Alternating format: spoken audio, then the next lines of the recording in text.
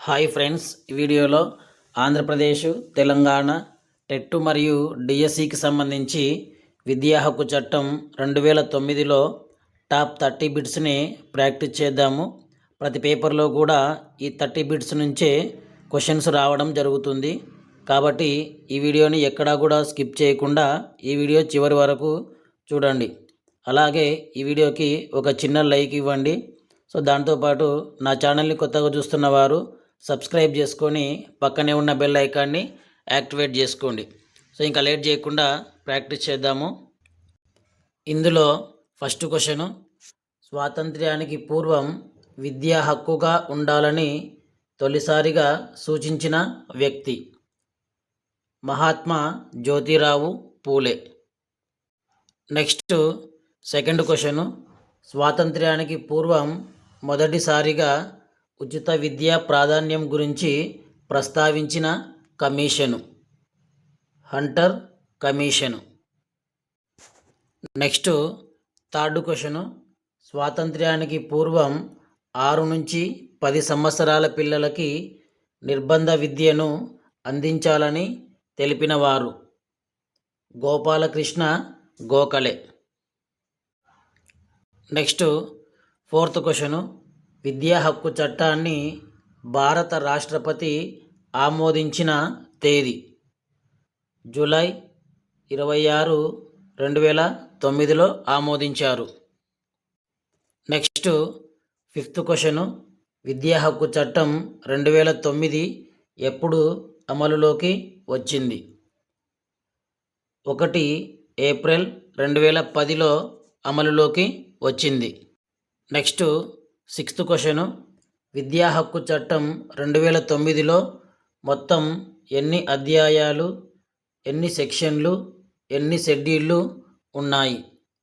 So మొత్తం 7 అధ్యాయాలు, 38 సెక్షన్లు, 1 షెడ్యూలు ఉన్నాయి. Next seventh question, RTE act 2009 ఎవరు ప్రధానమంత్రిగా ఉన్నప్పుడు రూపుదిద్దుకుంది? Doctor Manmohan Singh. Next eighth question, విద్యా హక్కు చట్టాన్ని మొదటిసారిగా ప్రారంభించిన రాష్ట్రం Uttar Pradesh. Next ninth question, RTE act 2009 ప్రకారం ఈ క్రింది వయసు గల బాలలు అందరికీ ఉచిత విద్యను అందించాలి. 6 నుంచి 14 సంవత్సరాల బాలలందరికీ. Next 10th question, RTE act 2009 ప్రకారం ప్రత్యేక వర్గీకరణకు చెందిన పాఠశాలలు సైనిక పాఠశాలలు. Next 11th question, RTE act 2009 ప్రకారం ఎలిమెంటరీ విద్య అనగా 1 నుంచి 8 తరగతులు. నెక్స్ట్ 12th క్వశ్చను, ఆర్టీఈ 2009లో ఏ సెక్షన్ ప్రకారం 6 నుంచి 14 సంవత్సరాల బాలబాలికలందరికీ ఉచిత నిర్బంధ ప్రాథమిక విద్య పొందే హక్కు ఉంటుంది? సెక్షన్ 3 ప్రకారం.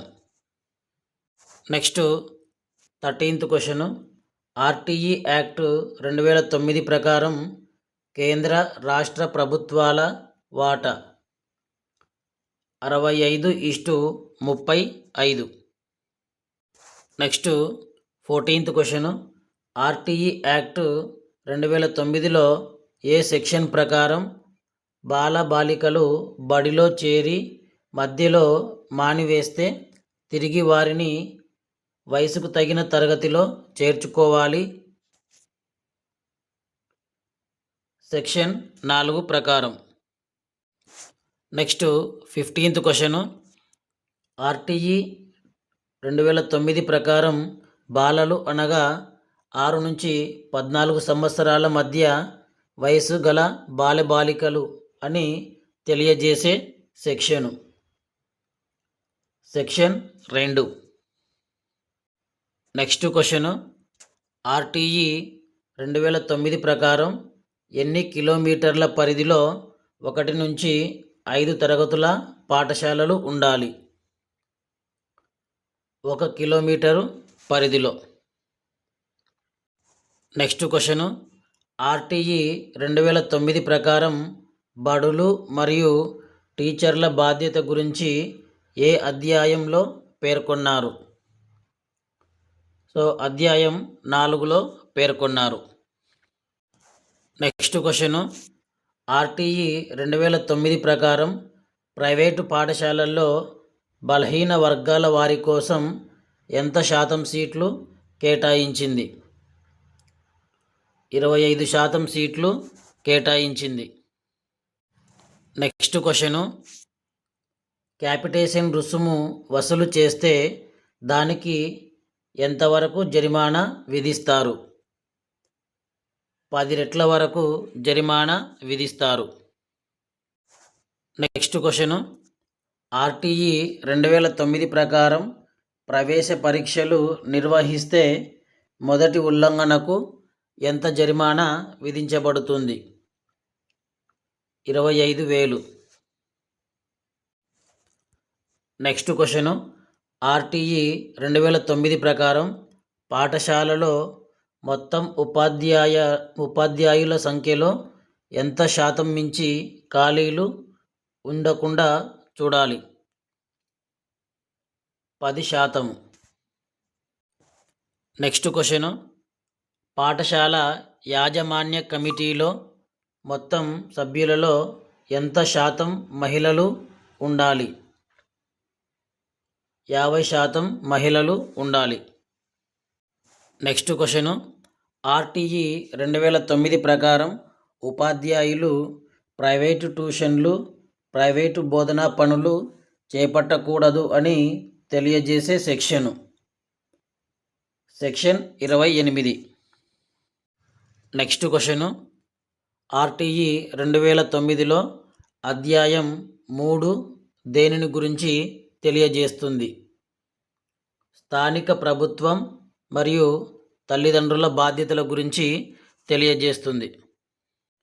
నెక్స్ట్ క్వశ్చను, ఆర్టీఈ 2009 ప్రకారం ప్రాథమిక పాఠశాలలో ఉపాధ్యాయ విద్యార్థి నిష్పత్తి 1:30.